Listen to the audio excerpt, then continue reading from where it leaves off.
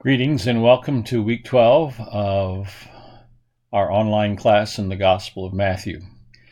The text we're working on this week is chapter 10 of Matthew, verses 1 to 42, the whole chapter. And as you work this week, I want you to give attention to a few things with regard to chapter 10.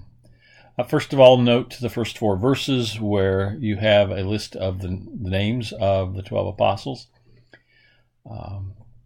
There are about four lists of the names of the apostles found in the New Testament. And one of the fascinating facts is that no two of them are identical. So you find differences of names, minor details, things of that nature.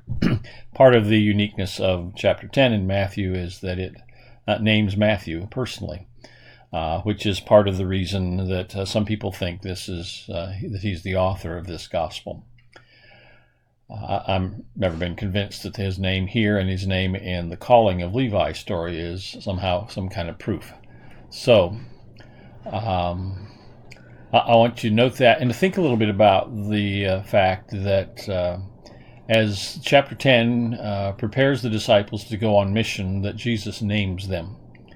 It seems to me that a significant part of the calling, our calling into ministry, is not some kind of general or generic call, but that God calls us by name and identifies us by name and identifies the ministry that he has for us in that fashion.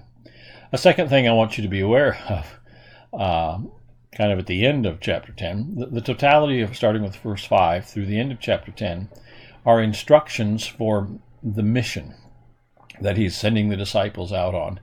And one of the fascinating things is that Matthew never actually says that they go on the mission. He never describes the mission, never gives a historical or narrative account of the mission, which is different than what you find in Mark and in Luke, who narrate it. Matthew expands greatly the instructions, but never narrates the mission. A variety of explanations for that. You can give attention to the other commentaries as they might address that. You'll find in my commentary a brief mention of the idea that I have, and I think it's a fairly common idea, that the reason Matthew never mentions the actual mission itself is because this chapter is not as much about his instruction for the first 12 as it's about his instruction for the readers and hearers of this gospel. And so the doing of the mission is not a historical fact to be looked back to, but it's a present reality to be engaged in. And so he doesn't mention it so that we will then go do it. A couple of things that I also want you to take note of. Compare the instructions he gives to his disciples for the mission, what it is that they are to do. Compare that to the descriptions that we've had at the end of chapter 9 and at the end of chapter 4 that describe Jesus' ministry.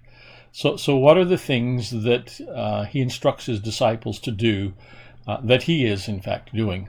And so I want you to see how the mission of disciples, the mission of the followers of Jesus, overlaps or intertwines with the mission of Jesus himself as it is described both in general terms in that summary section in Matthew chapter 4, I think it's verse 23, and in chapter 9, starting in verse 35.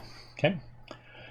Do note then, probably the hardest thing about this text, and you may want to puzzle about this and think about from the commentaries, it is that he forbids a mission to anyone except the house of Israel.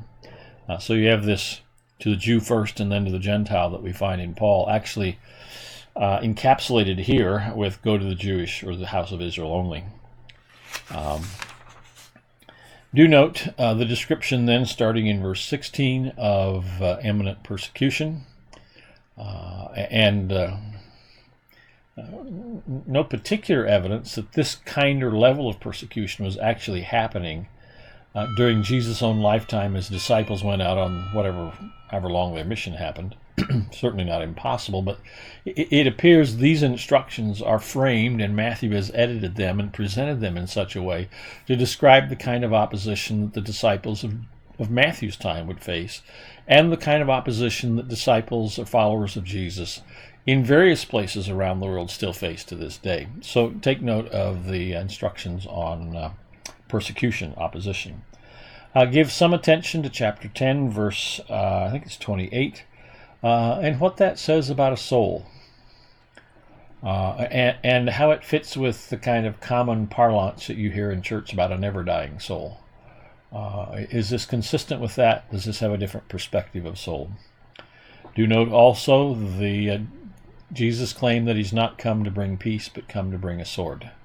How does that fit into the kind of understanding of Christianity that we typically promote? This is a challenging chapter. It's an important chapter because it's instructions not just to the 12, way back in 27, 28, 29, 30, whatever it was, AD. Nor was it just the instructions to disciples in Matthew's time. Whenever you think Matthew was written, I think in the early 80s, maybe the late 80s. It's also instructions about us and how it is we are to engage in ministry. And for that reason, it's always important. And so give attention and enjoy your work in this chapter this week. Thanks.